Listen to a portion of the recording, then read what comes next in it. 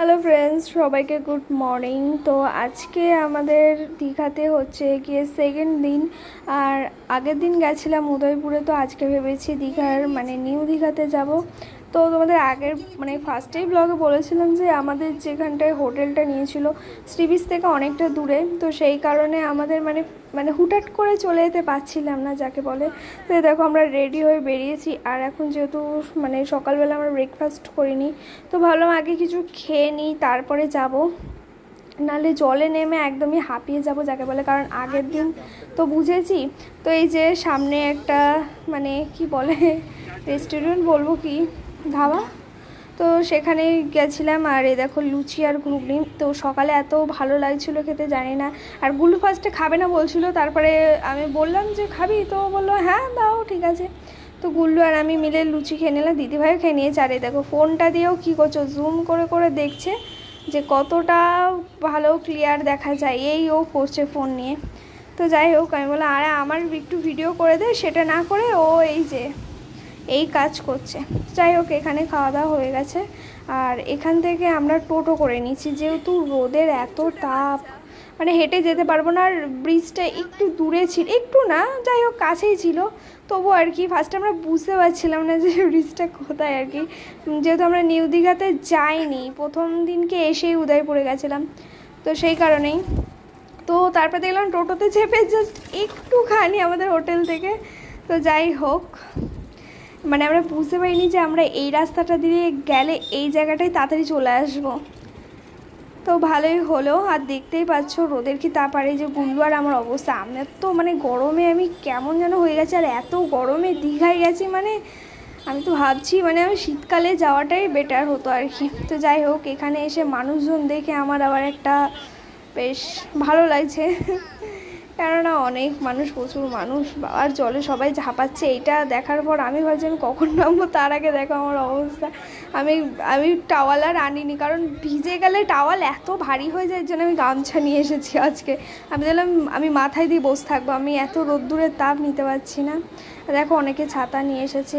আর গুল্লু বলছে চলো নামি, আমি বলছি দাঁড়া, এত ভিড়ে কি করব, এই সামনেটা তোমরাই দেখো, এতটা ভিড় যে জলের স্রোতটা মনে হয় ঠিকঠাক নিতে পারবো না, এটা মনে হচ্ছিল। আর এদেরকে দেখো, তো কোথাও ঘুরতে যাওয়ার মজাই হচ্ছে এটা যে অনেক বন্ধু মিলে আর কি।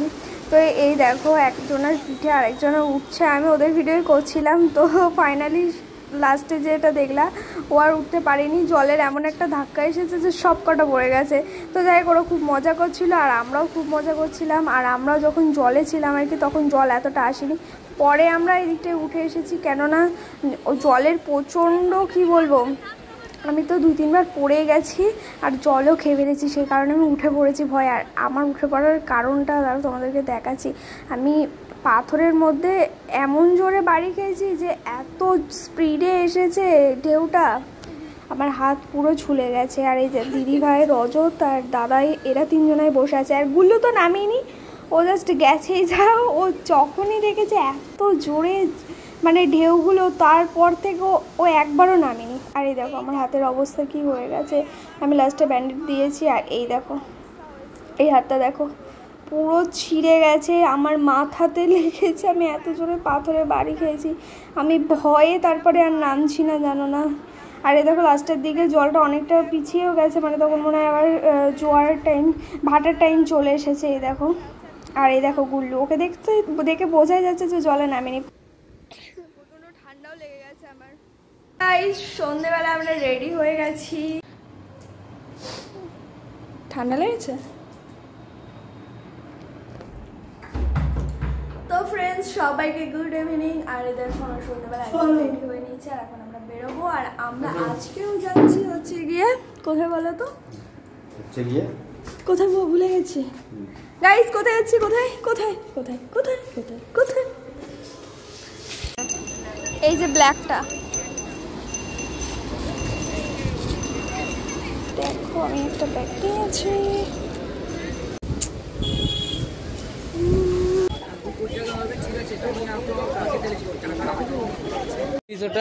একটু করে চাপাবে, দিয়ে বলো দাও 100 টাকা।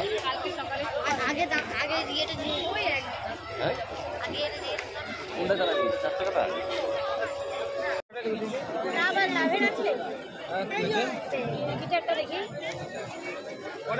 কি নেবো?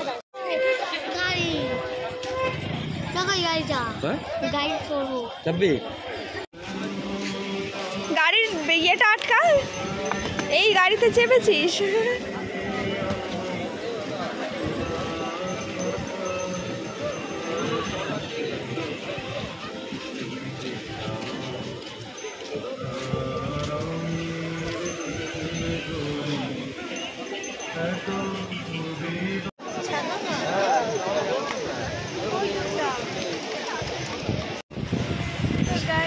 আমরা এখন আছি ওল্ড দীঘাতে।